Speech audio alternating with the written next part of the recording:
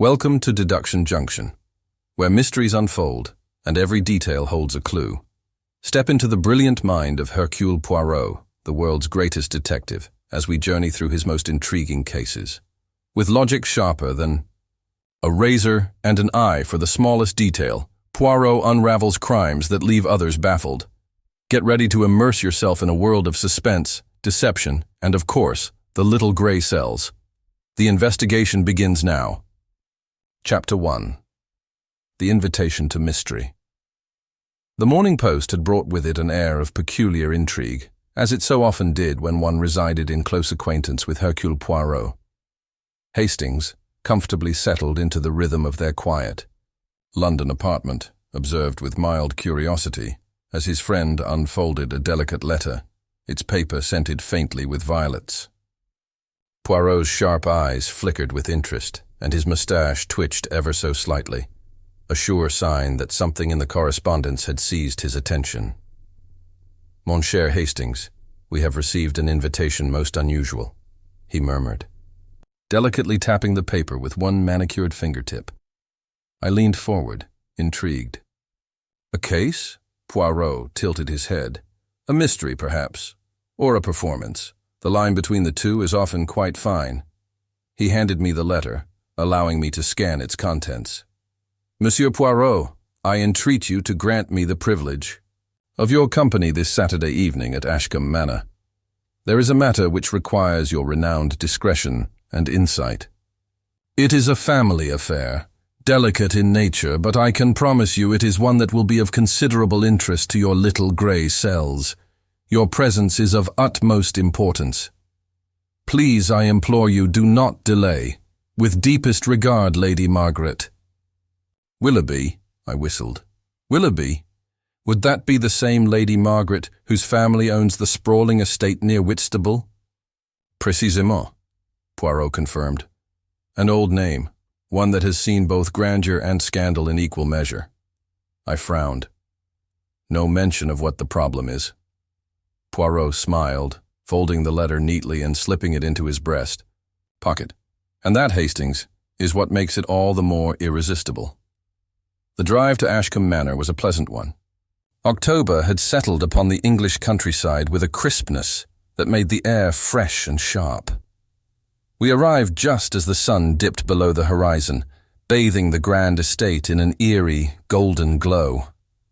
The house itself was a vast, ivy-covered structure, its stone facade softened by years of weathering. It had the sort of presence one associated with old aristocracy, dignified, but perhaps hiding ghosts of its own. A liveried butler received us with a formal bow, leading us through the grand hallway into a sitting room of undeniable elegance. There, awaiting us, stood Lady Margaret Willoughby.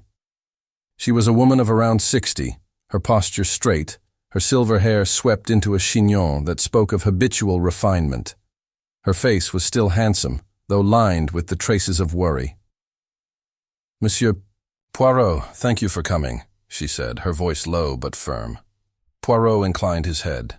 "It is always a pleasure to be of service, madame. Though I confess I am most curious as to the nature of the affair which has drawn us to your esteemed home." Lady Margaret gestured for us to sit.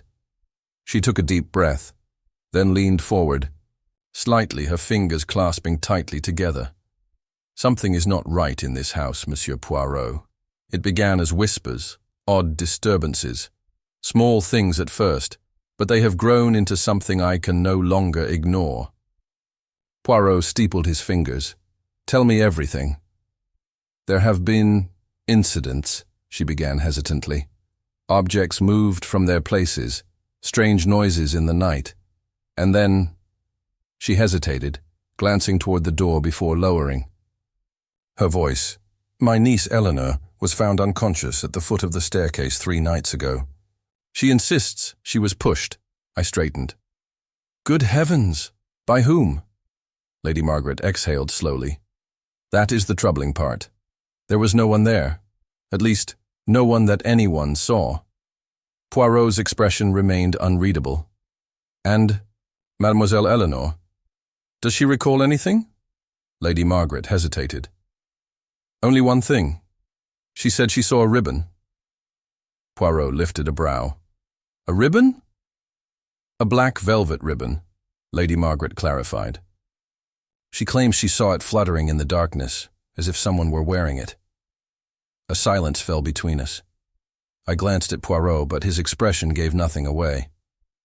I must speak with her, he said at last. She is resting now, but I will have her speak with you first thing in the morning. Poirot nodded, then gestured toward the grand chandelier above us. Tell me, Lady Margaret, is Ashcombe Manor known to have any, how shall we say, unusual history?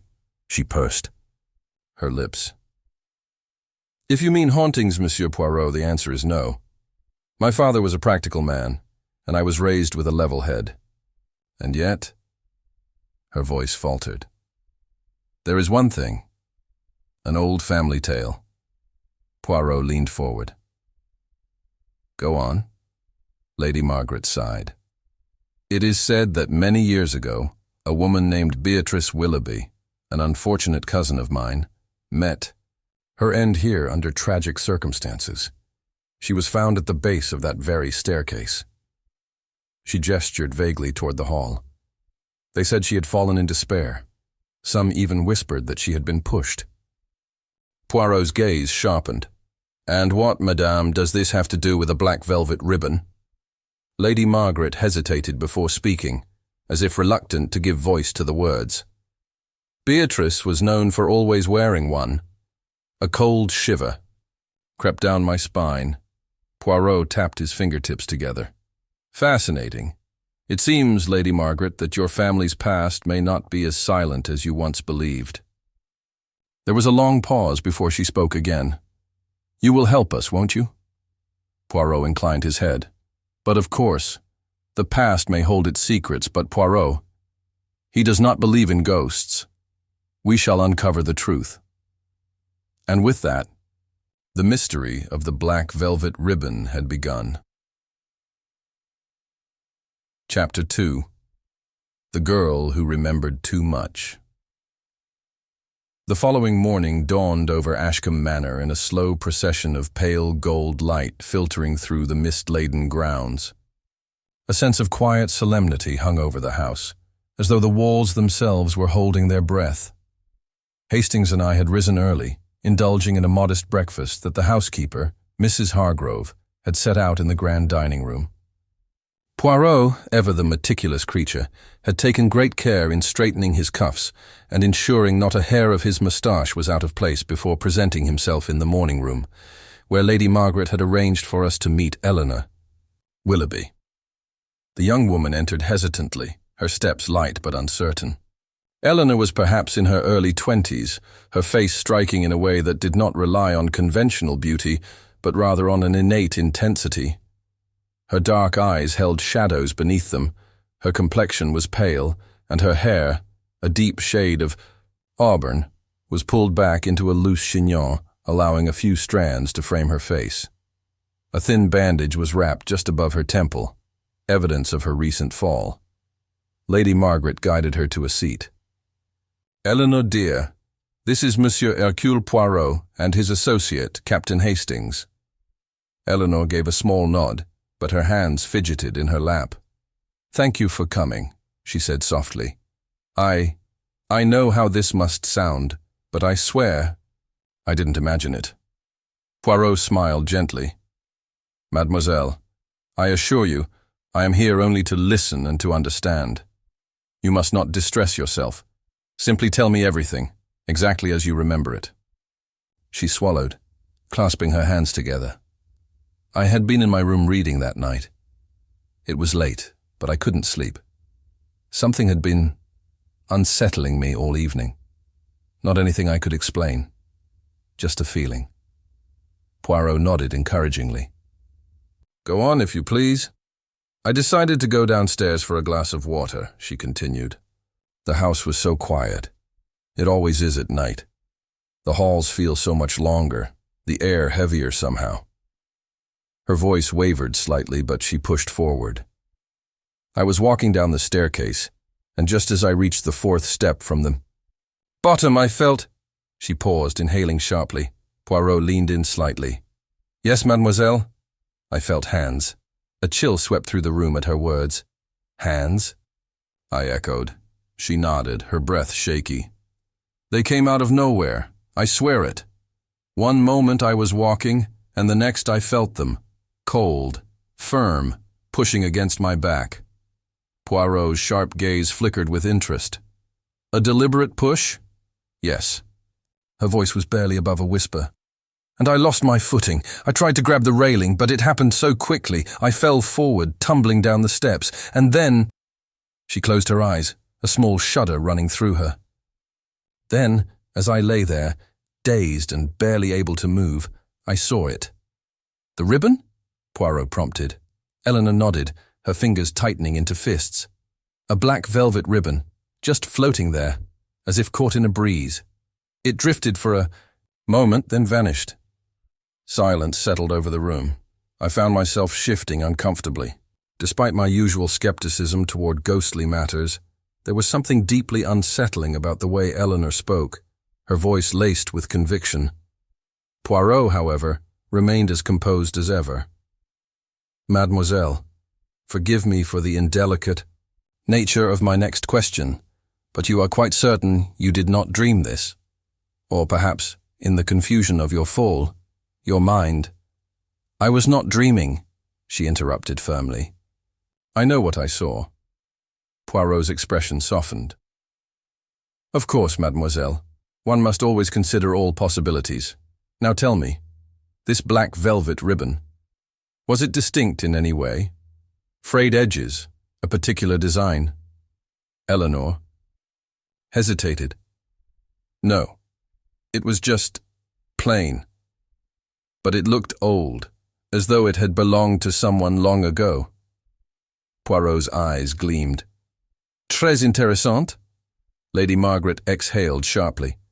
Surely, Poirot, you don't think— She hesitated, shaking her head.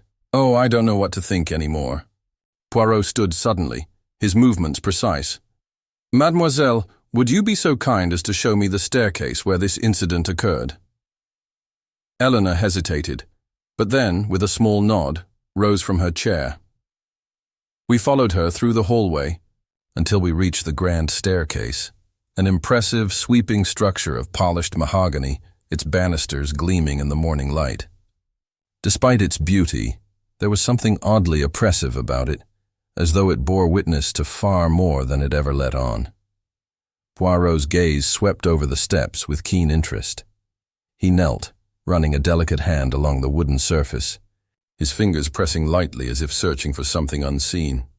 Then he stood and studied the banister, his fingertips grazing over the curves of the handrail. Finally, he turned to Eleanor. Where exactly did you feel the hands push you, mademoiselle? She pointed to a spot on the fourth step from the bottom. Here. Poirot nodded thoughtfully. And after your fall, did anyone see anything? Hear anything unusual? Eleanor shook her head. Not that I know of. The house was quiet when I woke. Poirot straightened, his eyes glinting with some private thought. Curious. I, however, was beginning to feel rather uneasy. Look here, Poirot. You don't really believe— He held up a hand. Patience, mon ami. There is much yet to learn. Just then, a sudden sound echoed through the hall, a distant thud, sharp and unmistakable. Eleanor gasped, and Lady Margaret stiffened. Poirot turned sharply toward the source of the noise. And what, mes amis, was that? Lady Margaret's face had paled. It came from Beatrice's old room. A hush fell over us. Poirot exchanged a glance with me, then turned decisively toward the corridor. Come, Hastings, let us see what secrets the past may be whispering to us today. And with that, he strode forward, leading us into the unknown. Chapter 3. The room. That weighted Poirot strode forward with a sense of purpose, his small frame cutting a sharp silhouette against the grand hallway.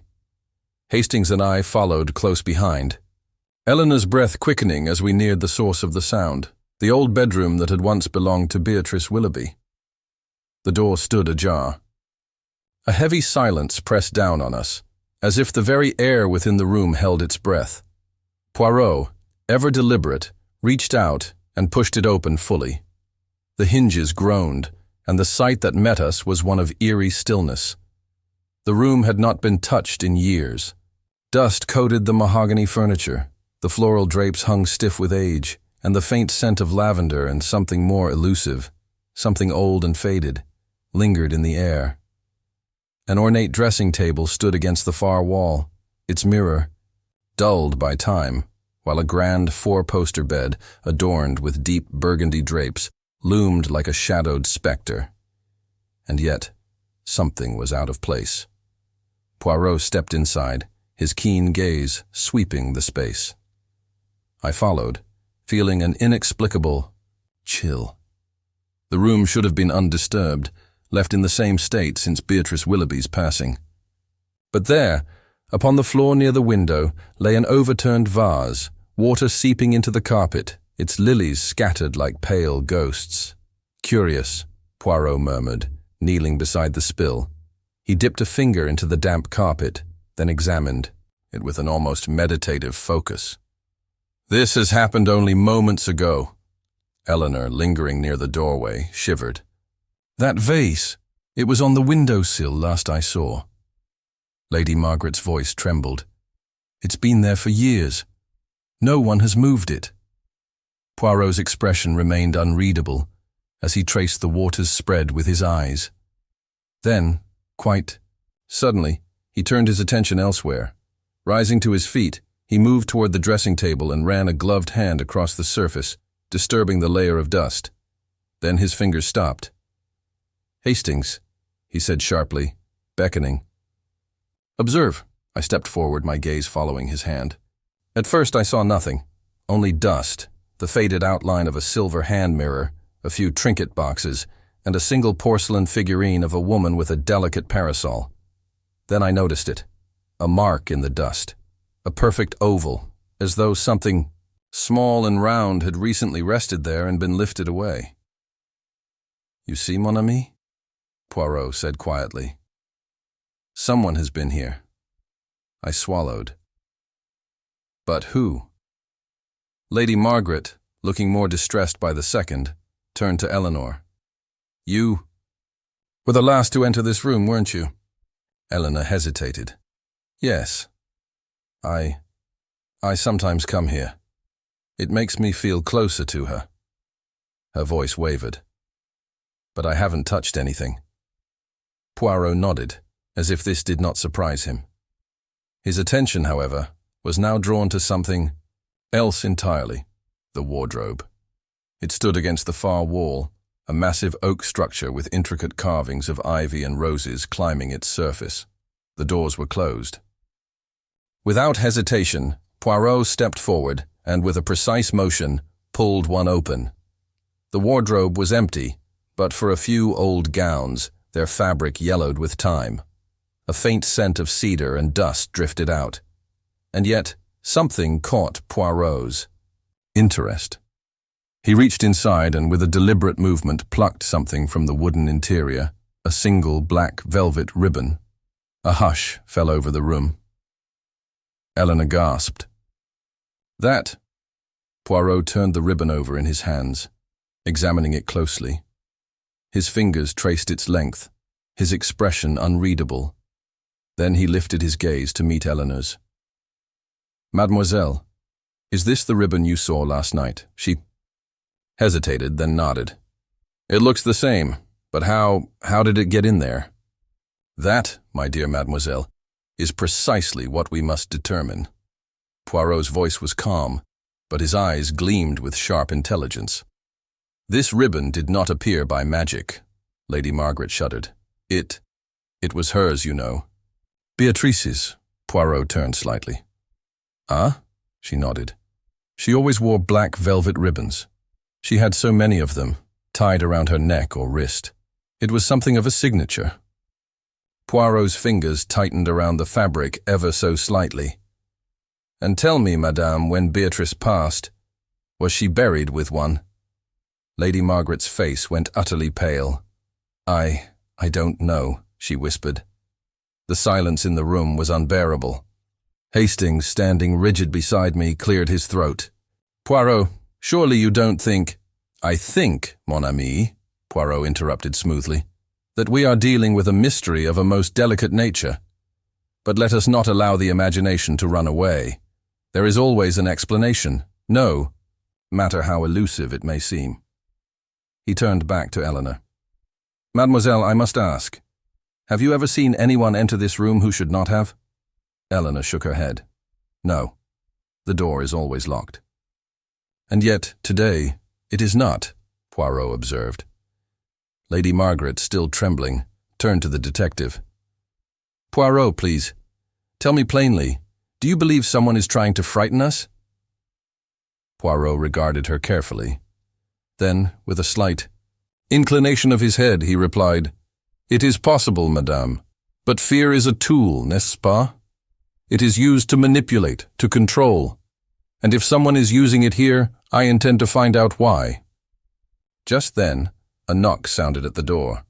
We all turned sharply, as Mrs. Hargrove, the housekeeper, appeared in the hallway, her face drawn with worry. Begging your pardon, my lady, she said hesitantly, but there's something you ought to know. Lady Margaret steadied herself. What is it?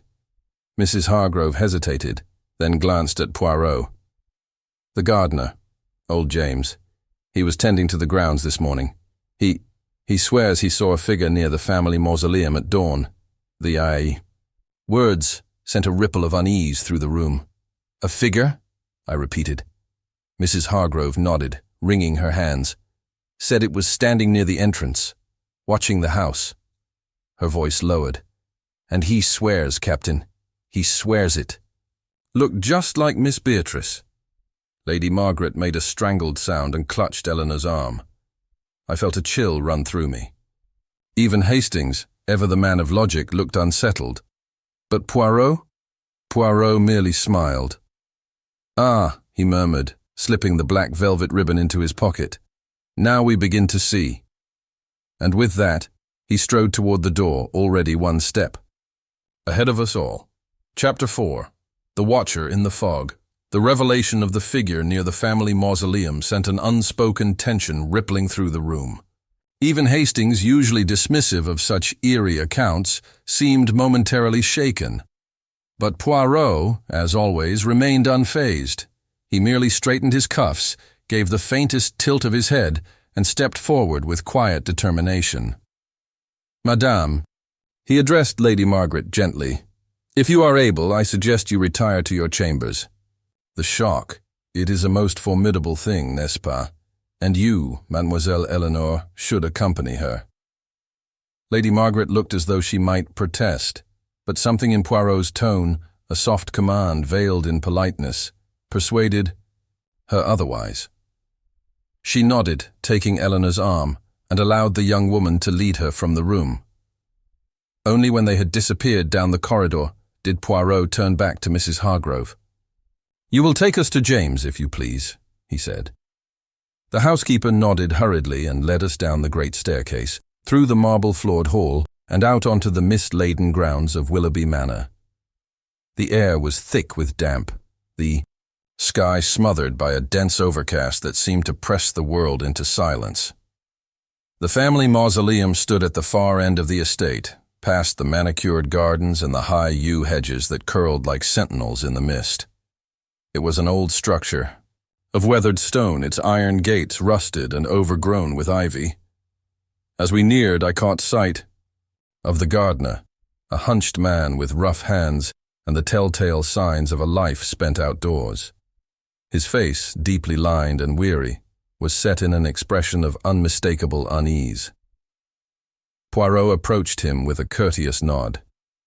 Monsieur James, is it? The old man started slightly at being addressed so formally, but he gave a brief nod. Aye, sir. Mrs. Hargrove tells us you saw something unusual this morning, Poirot prompted gently. James shifted uncomfortably, his gnarled fingers tightening around the spade he held. I ain't one to be believing in ghost stories, sir. But I saw what I saw. And what precisely did you see? James hesitated, glancing at the mausoleum before lowering his voice. It was just before dawn. Still dark, but the fog was lifting a little. I was tending the lower garden when I looked up toward the mausoleum and saw someone standing there, a woman. She was in a long dark gown and— He swallowed. I swear on my life, sir, it looked just like Miss Beatrice. A hush settled over us. Hastings gave a small scoff, though it lacked his usual confidence. A trick of the light, surely. The mist plays strange games with the eyes. James exhaled heavily. Perhaps. But when I called out, she didn't move. Just stood there, looking toward the house. Poirot's gaze sharpened. You are certain of this? As certain as I am standing? Here. Poirot was silent for a moment, his expression unreadable. Then, to my surprise, he stepped forward and pushed open the gate to the mausoleum. The rusted hinges gave a protesting groan as he passed inside. Hastings and I exchanged glances before following. The interior was as one might expect. Cold stone, dim light filtering through the high, narrow windows, and the unmistakable scent of damp earth. Along the walls, marble plaques bore the names of generations past, their inscriptions worn but still legible. And at the very center, upon a raised platform, lay the final resting place of Beatrice Willoughby. Poirot moved slowly, his steps deliberate. Then quite suddenly, he stopped. "Regardez," he murmured, pointing to the floor near the base of Beatrice's tomb. I looked down and felt my breath hitch. There, in the thin layer of dust that had settled over time, was something unmistakable. A footprint, a single clear impression of a shoe, small, delicate, unmistakably feminine. Hastings muttered a curse under his breath. Good Lord. Poirot crouched beside it, examining the edges with keen precision. Then he reached into his pocket and produced the black velvet ribbon, holding it up to the dim light. Someone was here, he said quietly. And they left in a great hurry.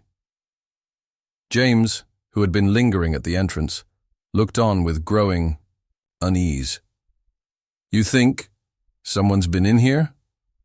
Poirot's lips pressed into a thin line. The dust, mon ami, it does not lie. This footprint is fresh, less than a day old, I would wager. Someone entered this place and stood right here.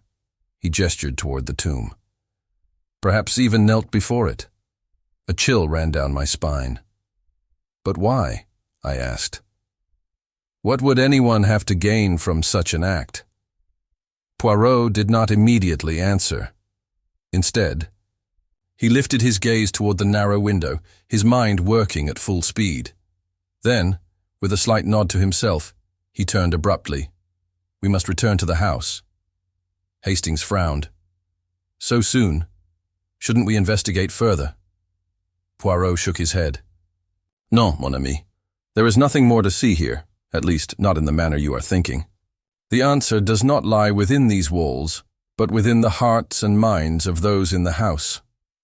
He strode toward the entrance, his focus unwavering.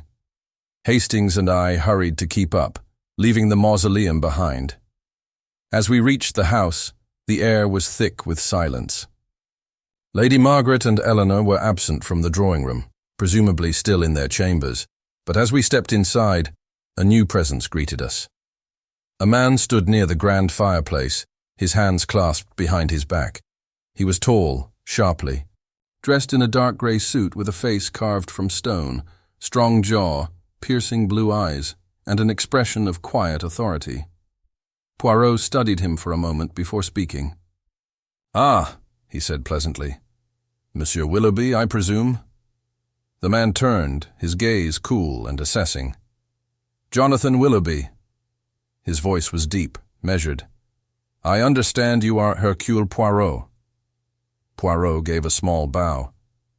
And you, monsieur, are the late Beatrice Willoughby's nephew, yes? A flicker of something passed across Jonathan's face, something unreadable. I am. Poirot stepped forward. Tell me, monsieur, when last were you at Willoughby Manor? Jonathan hesitated just long enough for it to matter. 2 nights ago. I arrived late. And last night? The man's eyes darkened slightly. I was in my chambers. Poirot smiled. Just a faint curve of the lips, but one that held meaning. Ah, he said softly. Then you will not mind if I ask, where were you at dawn? A beat of silence. And then very quietly, Jonathan Willoughby answered. I was walking. The grounds. Hastings and I stiffened. Poirot merely nodded. Bien sûr, he murmured. Of course you were. And with that, the next piece of the puzzle fell into place. Chapter 5. Secrets in the Moonlight. Jonathan Willoughby's calm admission that he had been walking the grounds at dawn sent a ripple of tension through the room. Hastings, ever the eager observer, shifted uncomfortably beside me, his sharp gaze darting between Poirot and the newly arrived nephew. For his part, Poirot was the image of serenity. He inclined his head slightly, his fingertips meeting in a thoughtful steeple. A constitutional, monsieur. A man of habit, perhaps. Jonathan's expression remained composed. I needed air. Poirot nodded, his dark eyes keen. Ah, oui. There is something restorative about the early hours, n'est-ce pas? The hush of the world before it wakes. And yet... He took a step closer, his voice dropping just slightly. One wonders what precisely drew you toward the family mausoleum. A flicker, almost imperceptible, crossed Jonathan's face. Then, as though recovering instantly, he smiled. I was not near the mausoleum, Monsieur Poirot. I walked only the western grounds, near the rose garden. A beautiful place, I am sure, Poirot mused. Yet our friend, the gardener James, he did not see you there. And he was awake before dawn, was he not? Jonathan's jaw tightened slightly. The estate is large, Monsieur Poirot. Surely one man cannot see all of it at all times. Poirot nodded graciously. Touché, monsieur. His voice was mild, but I knew better. He had already made a note of the inconsistency. Jonathan turned toward the fireplace, his hands slipping into his pockets. I arrived 2 nights ago to settle affairs. My aunt's death was a tragedy. I had no reason to expect, he exhaled. No reason to expect any disturbances. Hastings, who had been listening intently, finally spoke. And yet there have been disturbances, haven't there? The black velvet ribbon, the sighting in the fog. Jonathan turned, his blue eyes sharp. I assume you don't take these ghost stories seriously? Hastings hesitated. Well, no. Of course not, but... Poirot raised a hand. Ah, but ghosts, mon ami. They are curious things. Not always as they seem. He turned back to Jonathan. Tell me, monsieur, did your Aunt Beatrice ever wear a black velvet ribbon? Jonathan's gaze darkened. He hesitated before answering.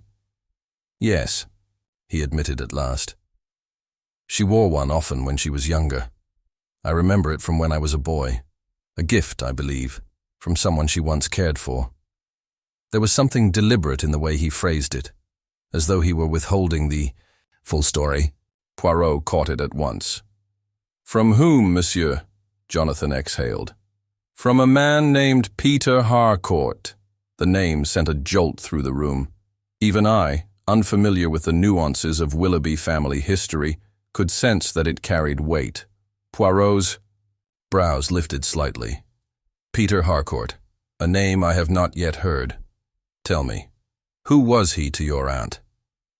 Jonathan's gaze drifted toward the fire as though lost in old memories.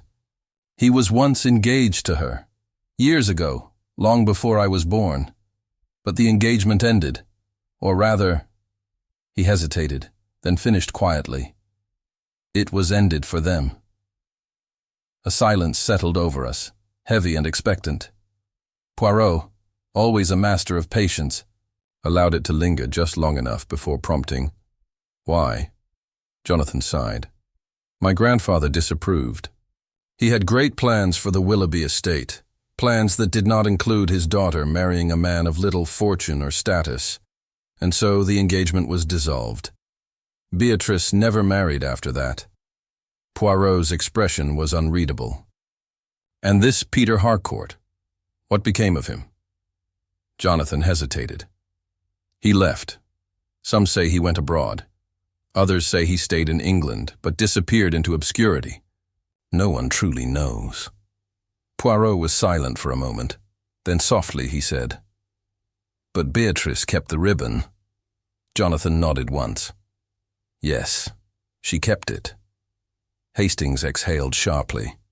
"Well, that certainly explains why the ribbon is significant. But it doesn't explain why it was left in Lady Margaret's room, or how it connects to the sighting of a woman in the fog." Poirot smiled slightly. "Ah, mon ami, you are eager for answers, and rightly so. But patience is our greatest ally. N'est-ce pas? First, let us consider what we know." He turned to Jonathan once more. "One final question, monsieur. On the night you arrived, 2 nights ago, you arrived late, yes?" Jonathan inclined his head. "Yes, close to midnight." "And did you speak?" "With Lady Margaret that evening?" A pause. Then, "No." Poirot's gaze sharpened. "You did not go to her chamber?" Jonathan's eyes narrowed. "No, I did not. Are you suggesting I did?" Poirot merely smiled. "I suggest nothing, monsieur. I merely ask." Another silence. This time, Jonathan did not fill it. Poirot straightened. "I thank you for your time, monsieur. Hastings, come.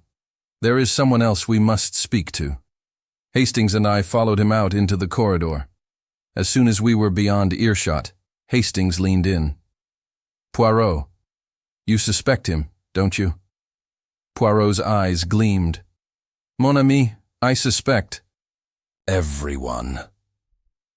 We made our way up the grand staircase, past the dimly lit corridors, until at last we reached the eastern wing. Poirot knocked lightly upon a door. A moment later, it opened, revealing Eleanor Willoughby. She looked startled to see us. "Monsieur Poirot, what is it?" Poirot inclined his head. "Mademoiselle, I must ask you something most delicate. If you please, may we enter?" She hesitated only a moment before stepping aside. Inside, her room was modest but elegant, the scent of lavender lingering in the air. Poirot wasted no time. "Mademoiselle, tell me, when last did you see your mother wear the black velvet ribbon?" Eleanor blinked. "The ribbon? She faltered. "I don't remember her wearing it in years, not since I was a child." Poirot nodded. "And yet it appeared in her chamber 2 nights ago. How do you explain this?" Eleanor paled slightly. I can't." Poirot studied her for a long moment. Then, very softly, he asked, "Did your mother ever speak to you of Peter Harcourt?" Eleanor's breath caught. "Peter Harcourt? Oui." Her hands tightened into fists at her sides. She mentioned him only once, a long time ago. She said he was the only man my aunt ever truly loved." Poirot's gaze did not waver. "And tell me, mademoiselle, do you know what became of him?" Eleanor hesitated. Then, in a voice barely above a whisper, she said, "I think he died." A hush settled over us. Poirot tilted his head. "Died? But you do not know for certain?" She shook her head. "No, only that my aunt received a letter years ago. After that, she never spoke of him again." Poirot's expression was unreadable. "And who sent this letter?" Eleanor swallowed. "I don't know. She burned it." Poirot exhaled slowly. Then, at last, he murmured, "Intriguing, mademoiselle. Most intriguing." And with that, the mystery deepened further. Chapter 6. The Secrets Beneath. The surface, Eleanor Willoughby's revelation about the letter, burned and long forgotten, hung in the air like an unspoken truth no one dared to face. Poirot, ever the picture of composure, merely inclined his head, his dark eyes studying her with quiet intensity. "Tell me, mademoiselle," he said at last, "you say your aunt burned this letter. Did she do so immediately upon receiving it?" Eleanor hesitated, as though reaching deep into a memory long buried. "No," she admitted. "I remember. I must have been 9 or 10. My mother found her sitting by the fire, the letter open in her lap. She looked changed, as if the world she knew had suddenly shifted. I don't know what it said, but I know she kept it for a time before finally burning it." Poirot clasped his hands behind his back, nodding slowly. "And after that, she never spoke of Peter Harcourt again." Eleanor shook her head. "Not once." Hastings, standing beside me, exhaled sharply. "Well, that's something, isn't it? A mysterious letter, possibly about this Harcourt fellow, and she burns it rather than keep it. Suspicious, I'd say." Poirot gave a slight smile. "Ah, mon ami, you leap to conclusions with the enthusiasm of a hound chasing a scent. Suspicious, perhaps, but let us not forget. Madame Willoughby kept the ribbon." Eleanor looked down, her fingers twisting together. "She did," she murmured. "I used to see it in her jewelry box when I was younger. She would run her fingers over it sometimes, but she never explained why." Poirot studied her a moment longer, then gave a gentle nod. "Merci, mademoiselle. You have been most helpful." Eleanor's brow furrowed slightly. "Monsieur Poirot, do you think—" She hesitated, then forced herself to continue. "Do you think my aunt's death was not as it seems?" Poirot smiled, but there was no reassurance in it. "Ah, mademoiselle, that is what we are endeavoring to discover, n'est-ce pas?" A shadow crossed her expression. "If you do discover something, I want to know." Poirot inclined his head. "You have my word." We left Eleanor's room in silence, the soft click of the door closing behind us. As we moved through the dim corridors, Hastings muttered, "Poirot, you are beginning to believe there was something unnatural about Beatrice Willoughby's death, aren't you?" Poirot stopped, his expression unreadable. "Tell me, Hastings, when is a ghost most frightening?"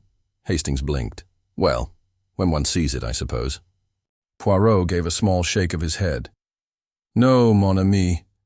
A ghost is most terrifying when one does not see it, but only feels its presence. When it lingers in the corners of the mind, just out of reach." His voice lowered. "I do not believe in ghosts, but I believe in their power to haunt. And there is a ghost here, mon ami, not of the supernatural kind, but of the past, and I intend to uncover it." We made our way back to the drawing room, where Jonathan Willoughby still stood by the fireplace, staring into the flames. He turned. At our entrance, his expression guarded. Poirot approached him with casual ease. "Monsieur, you have been most cooperative, and for that, I thank you. There is just one more matter I wish to discuss." Jonathan arched a brow.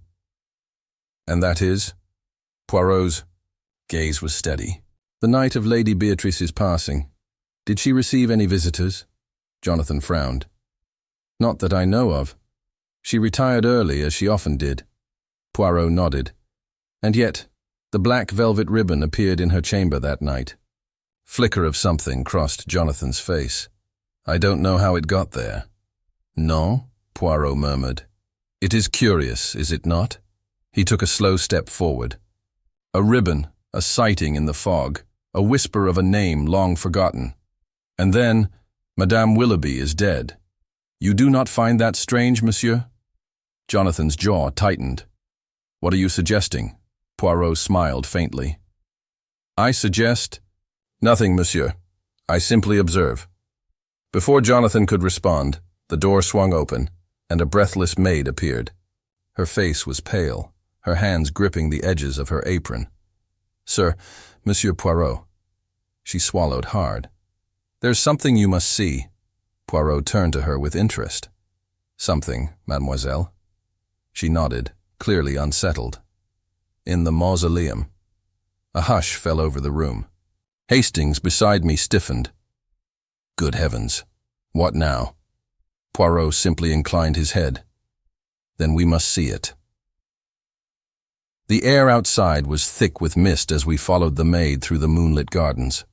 The path to the Willoughby mausoleum wound through the estate's oldest grounds, where twisted oaks loomed like silent sentinels. The mausoleum itself was a grand, brooding structure, its stone facade worn by time and shadowed beneath the heavy branches. The iron gate at its entrance stood slightly ajar. The maid hesitated before pointing a trembling finger. "There," she whispered. "On the steps." Poirot moved forward, and we followed, our footsteps crunching against the damp earth, and then we saw it. A single black velvet ribbon, coiled neatly upon the stone. The air seemed to thrum with something unseen. Beside me, Hastings muttered, "It can't be." Poirot crouched, studying it with careful precision. Then, reaching into his pocket, he withdrew a small handkerchief and carefully lifted the ribbon. He turned to the maid. "Who found this?" "I did, sir," she whispered. "When I came out to clean the garden path this morning." Poirot nodded. "And was the gate open when you arrived?" The maid hesitated. "No, sir. It was locked." Hastings's brow furrowed. But then, how the devil did this get here? Poirot studied the ribbon a moment longer before murmuring, "A most excellent question, mon ami." He straightened and turned toward the looming structure of the mausoleum. "There is something inside that we must see." The wind stirred, carrying the scent of damp earth. Poirot stepped forward, the iron gate creaking softly as he pushed it open. And as we followed him into the shadows, I could not shake the feeling that we were walking into the heart of something long buried, something that did not wish to be disturbed. Chapter 7. The Mausoleum's Whisper. The darkness within the mausoleum was thick, cloying. The air smelled of damp stone and aged decay, and our footsteps echoed ominously as we stepped inside. The flickering glow of Poirot's lantern cast long, shifting shadows against the walls, illuminating the names of generations past etched. Into the cold marble, Hastings, walking just behind me, let out a low breath. "I must say, Poirot, I don't much care for places like this." Poirot, who had paused at the threshold, merely gave a small smile. "A mausoleum, mon ami, is a place for the past to rest in peace. But when the past refuses to rest, then we must pay close attention." Jonathan Willoughby, who had followed us in silence, now stood rigid, his eyes fixed on the far end of the chamber. The maid, still trembling, lingered at the entrance as though unwilling to venture further. Poirot lifted the black velvet ribbon we had found on the mausoleum steps. He examined it closely, then turned to Jonathan. "Monsieur, tell me, does your family often visit this place?" Jonathan hesitated. "My aunt came here frequently. She tended the flowers and always made sure the mausoleum was well kept." Poirot nodded. "And who else?" "Eleanor, from time to time. And myself, of course." Poirot tilted his head. "And on the night of Lady Beatrice's death, did she visit here?" Jonathan's brow furrowed. I don't know. She didn't say anything about it to me." Poirot stepped further inside, the lantern's glow revealing a row of elegant stone sarcophagi. The Willoughby ancestors lay entombed here, their names carved into history. But it was one particular tomb that caught Poirot's attention, a newer one, slightly apart from the others. The marble was pristine, the engraving sharp, Peter Harcourt. Hastings let out a startled sound. "Good Lord, him?" Jonathan stiffened. "That can't be right." Poirot turned to him. "Ah, but it is, monsieur. Your aunt kept a secret for many years, a secret she tried to bury, just as this grave has done." Jonathan's face was unreadable. "But that doesn't make sense. Harcourt vanished decades ago. No one knew what became of him." Poirot gently ran his fingers along the name carved into the stone. "And yet, he is here." Eleanor's voice suddenly broke the silence. Monsieur Poirot, we turned.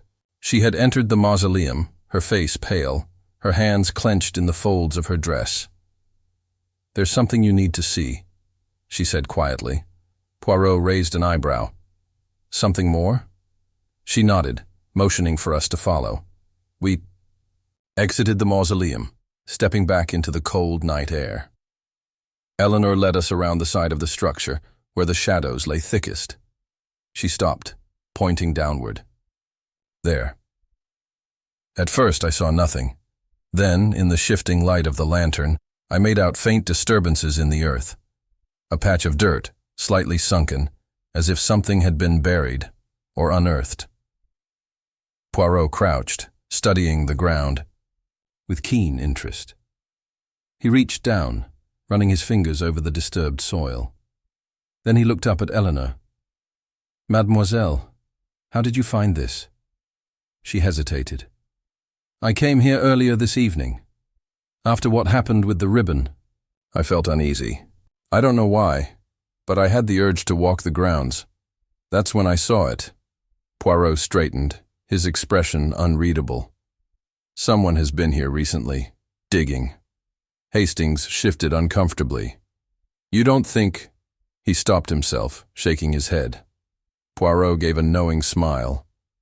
Ah, mon ami, I think many things, but let us not say them aloud just yet. Eleanor's fingers tightened around her arms. Monsieur Poirot, I have a terrible feeling about this. Poirot's voice was gentle. As well you should, mademoiselle. Jonathan exhaled sharply, his patience fraying. Enough of these riddles, Poirot. What are you suggesting? Poirot did not answer at once. Instead, he turned back toward the disturbed earth, deep in thought. Then he murmured, Tell me, Monsieur Willoughby, do you believe the dead can keep their secrets? Jonathan's face was tight with frustration. I don't know what you mean. Poirot's gaze did not waver. We shall see, monsieur. We shall see. There was a long silence. The wind whispered through the trees, rustling the leaves in restless murmurs.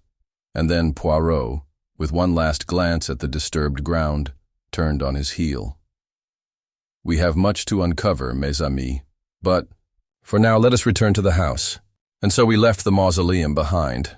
But I could not shake the feeling that something lingered in the shadows, watching, waiting, unwilling to rest.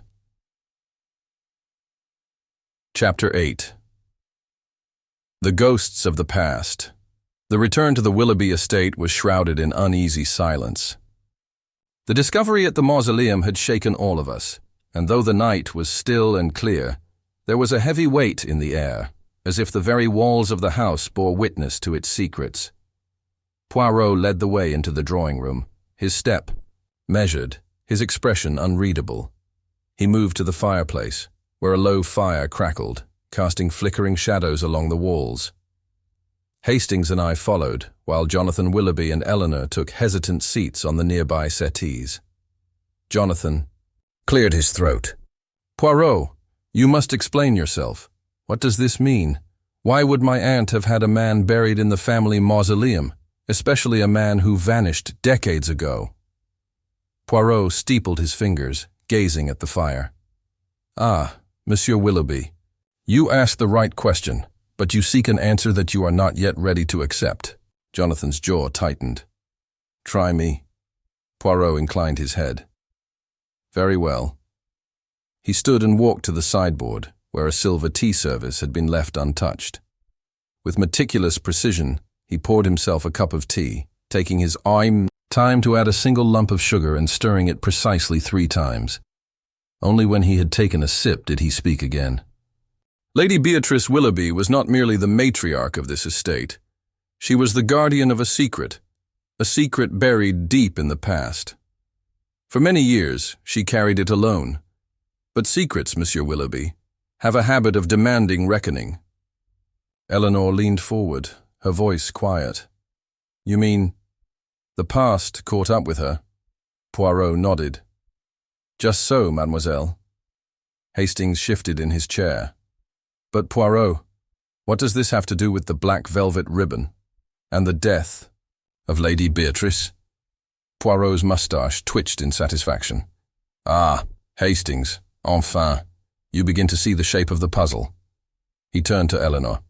Mademoiselle, you told us that Lady Beatrice often visited the mausoleum, that she kept it in order herself. Eleanor nodded.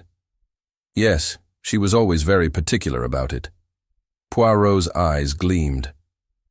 And yet there was something she feared, something that led her to keep her own counsel. I believe she discovered something, or someone, before her death. Jonathan's brow furrowed. But who? Poirot took another sip of tea, then set his cup down with precision. That, Monsieur Willoughby, is the heart of the matter. He turned sharply. Tell me, on the night of Lady Beatrice's death, where were you? Jonathan blinked. I was here, in the library most of the evening. Poirot nodded. And you saw no one? Jonathan hesitated. I don't know. I might have heard someone in the hall, but I assumed it was one of the servants. Poirot studied him carefully. And you, Mademoiselle Eleanor? Eleanor's fingers tightened on the hem of her dress. I was in my room. I heard voices at some point, but I didn't think anything of it. Poirot's gaze sharpened. Voices? Eleanor swallowed. Yes. Lady Beatrice was speaking to someone in the corridor outside my room, but I didn't hear clearly. Poirot's fingers tapped lightly against the arm of his chair. And did you hear anything else? A raised voice? A struggle? Eleanor's brow creased in thought. No. But I remember a door closing softly, as if someone was being very careful not to make a sound. Poirot exhaled slowly. Très intéressant. Jonathan leaned forward, his patience wearing thin. Poirot, what are you getting at? Poirot stood, brushing non-existent dust from his sleeve. We are missing one piece of the puzzle, monsieur, but I assure you, we are very close. Hastings, ever the skeptic, shook his head. Poirot, you're being maddeningly cryptic. Poirot's lips curled into a small smile. Patience, mon ami. The truth is like a seed. It must be coaxed to the surface. There was a sharp knock at the door.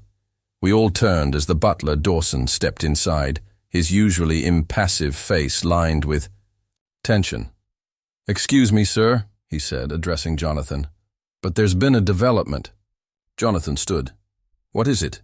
Dawson hesitated. It's about the grave. Poirot's head snapped up.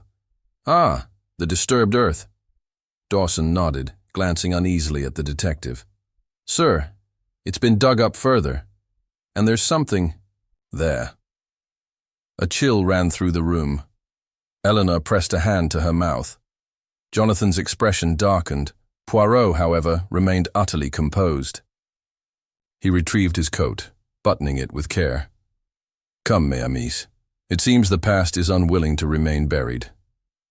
The air outside was colder now, the wind whispering through the trees as we made our way back to the mausoleum.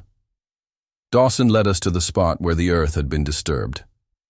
The earlier impressions we had seen were now deeper. Someone had returned to this place, someone desperate to retrieve something. Poirot crouched by the grave, studying the soil. Then, with an elegant motion, he reached forward and brushed away the last of the loose dirt. A gasp escaped Eleanor's lips. There, half buried in the soil, was another ribbon. Black velvet, just like the one found before. But this one was tied around something small and white. A bone. Jonathan let out a curse. Hastings turned away, muttering, "Good heavens." Poirot, however, picked up the bone with great care, his expression unreadable. Now, mes amis, he said softly, we have found our ghost.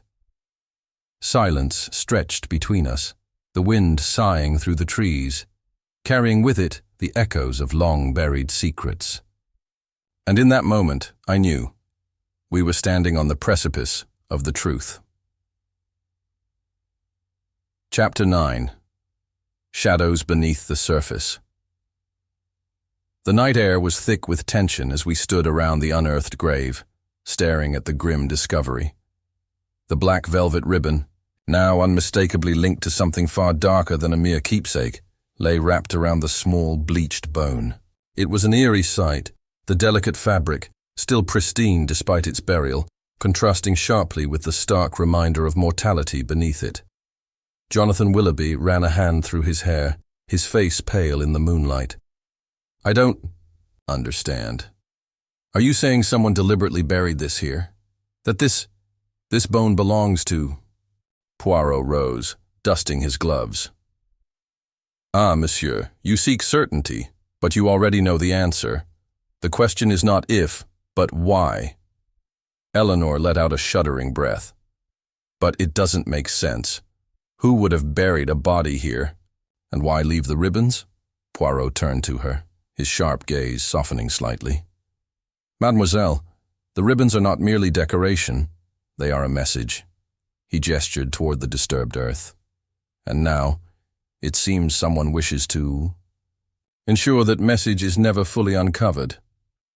Dawson, the ever-stoic butler, cleared his throat. "Sir, if I may, I had the grounds checked thoroughly when we first noticed the disturbed soil. No one else was supposed to have access to this area." Poirot gave a small nod. "And yet, someone has returned, despite your precautions. That suggests either great desperation or great confidence." Jonathan stiffened. "Do you mean someone inside the house?" Poirot's silence was answer enough. A gust of wind swept through the trees, rustling the bare branches above us. The flickering lantern in Dawson's hand cast uneasy shadows over the tombstones. A sudden creak of wood from the nearby mausoleum made Eleanor gasp. Poirot turned sharply. "Hastings, if you would be so good as to accompany me inside." Hastings nodded, though I could tell he was less than enthusiastic. "Right. Let's see what's lurking in there." We stepped toward the mausoleum, its heavy iron door standing slightly ajar. Poirot hesitated at the threshold, his keen eyes scanning the dim interior. He stepped inside, his footsteps echoing on the stone floor. I followed, my pulse quickening.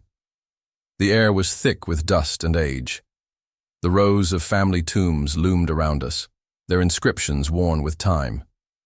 Poirot's gaze swept over them with precise intent. Then he stopped. His voice was barely above a whisper. I followed his gaze and felt a chill creep down my spine. The coffin nearest to us, the one we had previously examined, was no longer sealed. The heavy stone lid had been shifted, just slightly, but enough to suggest recent interference. Hastings exhaled sharply. "Good Lord, someone's been in here." Poirot did not respond immediately. Instead, he stepped forward, placing a gloved hand on the edge of the lid. He examined the fine layer of dust, then ran a finger along it, studying the minute disturbance. "Not just someone, Hastings," he murmured. "Someone who knew precisely what they were looking for." Jonathan and Eleanor appeared at the entrance, their faces tense. "What is it?" Jonathan asked. Poirot straightened. "Someone has attempted to access the coffin of our unknown gentleman." Eleanor swallowed. "But why? If he's been dead for decades." Poirot turned back to the disturbed grave outside. "Because, mademoiselle, the past does not stay, buried so easily." There was a tense silence, then Poirot's gaze flickered to Dawson. "Tell me, mon ami, who in this household would have access to the mausoleum at any hour, without arousing suspicion?" Dawson hesitated. "Well, the family, of course, and myself. The gardener has keys, but he only tends to the grounds in daylight. And then, there is Mrs. Thorne." At the mention of the housekeeper's name, Eleanor inhaled sharply. "Mrs. Thorne? But she's worked here for years. She was devoted to my aunt." Poirot's expression remained unreadable. Devotion, mademoiselle, is a curious thing. It can bind one to the past as surely as any chain.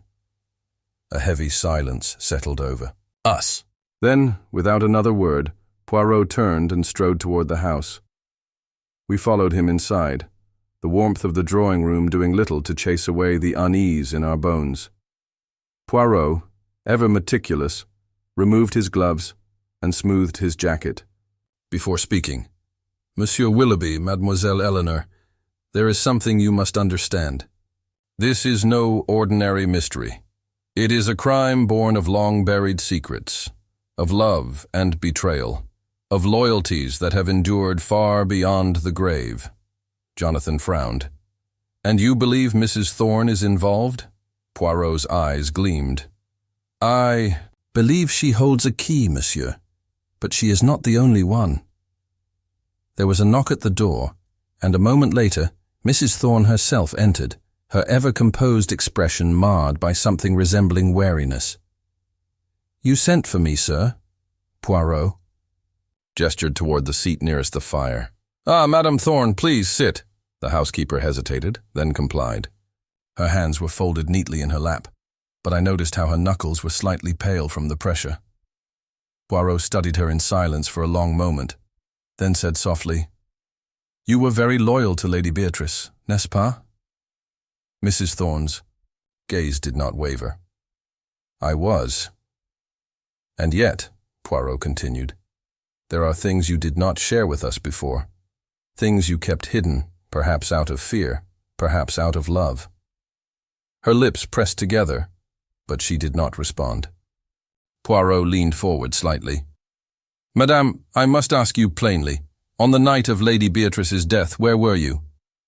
For the first time, Mrs. Thorne's composure cracked. A flicker of something, guilt, fear, crossed her features, before she schooled them back into neutrality. I was in my quarters, she said quietly. I heard nothing. Poirot tapped his fingers against the armrest of his chair. And yet, madame, I believe you know exactly what happened that night. The tension in the room was unbearable. Even the fire seemed to crackle in anticipation. Mrs. Thorne inhaled deeply, her hands tightening in her lap. Then, at last, she spoke. There are things I swore never to speak of, Monsieur Poirot. Her voice was barely above a whisper. Things Lady Beatrice herself wished to remain buried. Poirot's expression did not change. And yet, madame, the past has a way of demanding its due. Tell me, who was he? The man in the grave? Mrs. Thorne's gaze flickered to the fire. A long silence stretched between us. Then finally she said the words that would change everything. He was the love of her life. The room seemed to tilt slightly, the weight of revelation pressing down on us. Poirot exhaled slowly. Alors, the affair of the black velvet ribbon, it begins to make sense, Eleanor whispered.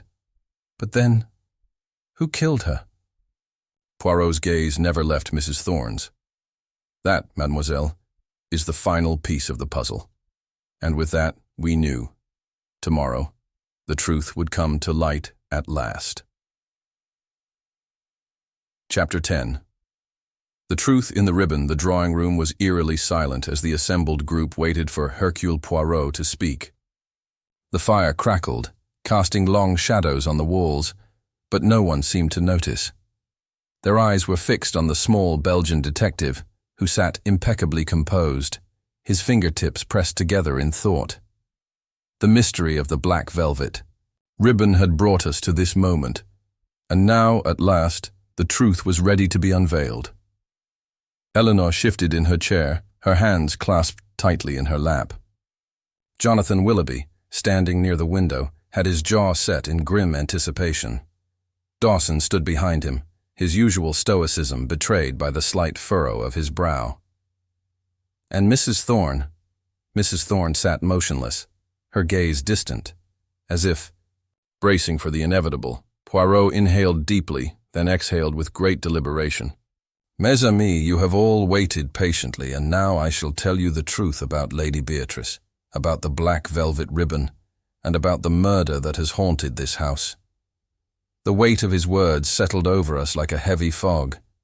It all began many years ago, Poirot continued, his voice measured. Long before Lady Beatrice's death, before this house became a place of secrets and whispered fears. You see, Lady Beatrice was not the woman she pretended to be. She was not the cold, reserved matriarch that many believed her to be. No, she was a woman who loved, and she loved deeply. His gaze turned to Mrs. Thorne. And you, madame, were the only one who knew. Mrs. Thorne's lips parted slightly, but she said nothing. Poirot continued. The man in the unmarked grave, the man whose remains we found with the black velvet ribbon, he was no stranger. He was the great love of Lady Beatrice's life, a man she could never marry, a man society would never accept.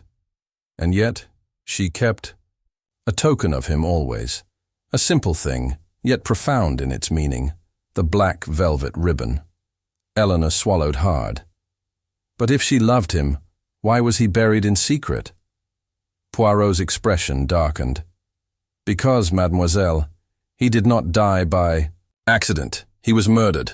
A collective gasp filled the room. Jonathan took a step forward. Murdered? By whom? Poirot's eyes gleamed. By the one who stood to lose the most from his existence. By the one who had everything to gain from ensuring Lady Beatrice remained bound to her duties, her wealth, her name. He was killed by none. Other than Lord Harold Willoughby, Lady Beatrice's own husband. Jonathan turned pale. My grandfather. Oui, monsieur. It is why the body was hidden, why the truth was never spoken. Lord Harold could not allow the scandal to surface. He buried the man in secret and forced Lady Beatrice into silence. But love, monsieur, does not die so easily. She mourned him in her own way. And she left her tribute, the black velvet ribbon, a symbol of the life she had lost. Eleanor's voice wavered. But that still does not explain why my aunt was murdered. She was an old woman. The past was long behind her. Why kill her? Now? Poirot nodded approvingly. Ah, an excellent question, mademoiselle, and the answer lies in the very thing that was stolen from her, her letters. He turned sharply to Mrs. Thorne. You knew, did you not, that Lady Beatrice had kept his letters all these years? Mrs. Thorne's composure finally cracked. A single tear slid down her cheek. Yes, she whispered. She kept them hidden. It was all she had left of him. And yet, Poirot continued, someone else learned of their existence. Someone who realized that if those letters ever came to light, the reputation of the Willoughby family would be ruined forever. His eyes landed on Jonathan. Jonathan stiffened. You think I... Poirot shook his head. No, monsieur. You are too young. You did not know the truth until recently. No, the one who sought to destroy the past was someone else. Someone who had served this family for years, who knew their secrets better than anyone. Someone who, above all else, was loyal to Lord Harold. The room fell silent. Then, slowly, Poirot turned back to Mrs. Thorne. Madame, he said softly, you have been in service to this house for decades. You were not merely loyal to Lady Beatrice. You were loyal to her husband as well. You kept his secret, just as you kept hers. But when you learned that Lady Beatrice intended to reveal the truth before she died, to let the world know of her love, of her stolen happiness, you could not allow it. Could you? Mrs. Thorne trembled. I only wanted to protect the family. You took the letters, Poirot said, his voice gentle but firm. You took them, hoping to destroy them. But Lady Beatrice caught you, and in that moment you made your decision. A broken sob escaped her lips. She was going to ruin everything. She was going to undo all the sacrifices that were made to keep this family respectable.